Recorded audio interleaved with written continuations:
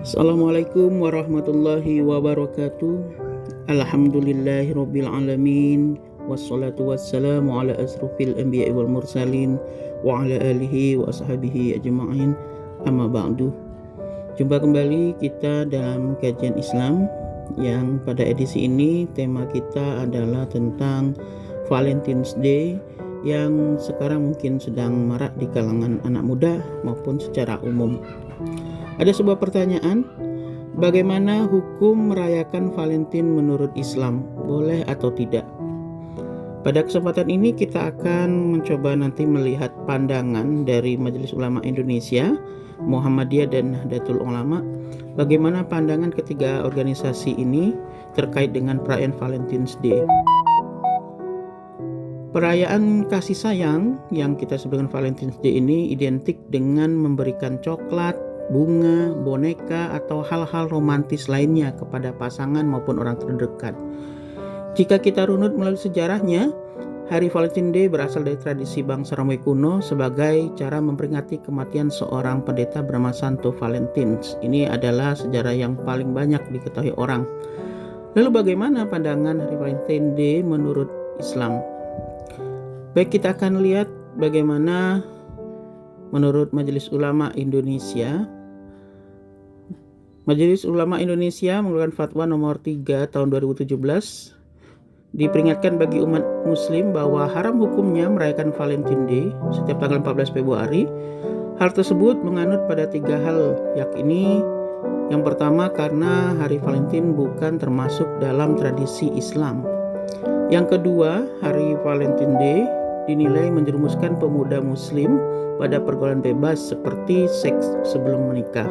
Dan yang ketiga adalah hari Valentine's Day berpotensi membawa keburukan. Fatwa haramnya Valentine ini dibuat berdasarkan tuntunan Al-Quran dan hadis dan pendapat para ulama. Salah satunya hadis riwayat Abu Daud yang berbunyi man tasyabaha biqaumin fahuwa minhum. Bahwa dari Abdullah bin Umar berkata bahwa Rasulullah SAW bersabda, barang siapa yang menyerupai suatu kaum maka ia termasuk golongan mereka. Hadis riwayat Abu Daud nomor 4031.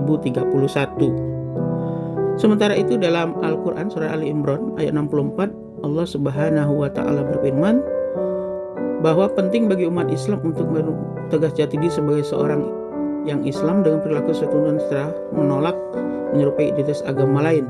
Dalam ayat tersebut Allah berfirman, katakanlah wahai Muhammad, wahai para ahli kitab, mari berpegang teguh kepada suatu kalimat yang tidak ada perselisihan antara kami dan kamu, bahwa kita tidak menyembah selain Allah dan kita tidak mempersekutukannya dengan suatu apapun, dan bahwa kita tidak menjadikan satu sama lain Tuhan-Tuhan selain Allah.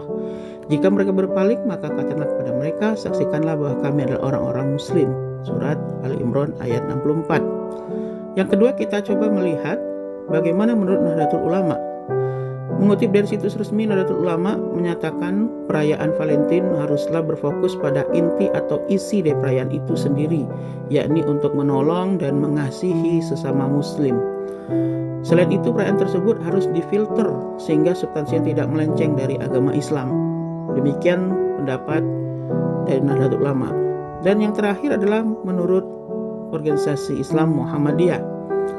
Muhammadiyah sependapat dengan MUI Jawa Timur yang menganggap bahwa Valentine adalah kegiatan yang tidak seharusnya dilakukan oleh umat muslim.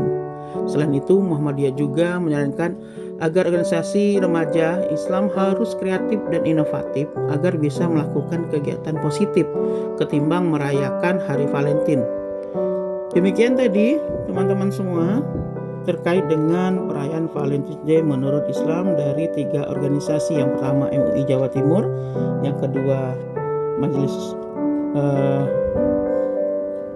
Ulama Indonesia Jawa Timur ya, yang kedua tadi adalah dari Nahdlatul Ulama, dan yang ketiga adalah dari Muhammadiyah.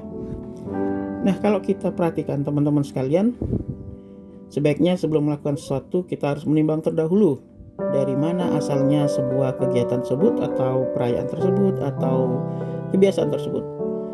Yang kedua, adakah anjuran dari agama kita? Kalau tidak ada, bagaimana sebaiknya yang kita lakukan? Oleh karena itu, alangkah baiknya kita selalu melakukan hal-hal yang bermanfaat agar supaya hidup kita lebih baik dan lebih bermanfaat bagi orang lain. Terima kasih. Assalamualaikum warahmatullahi wabarakatuh.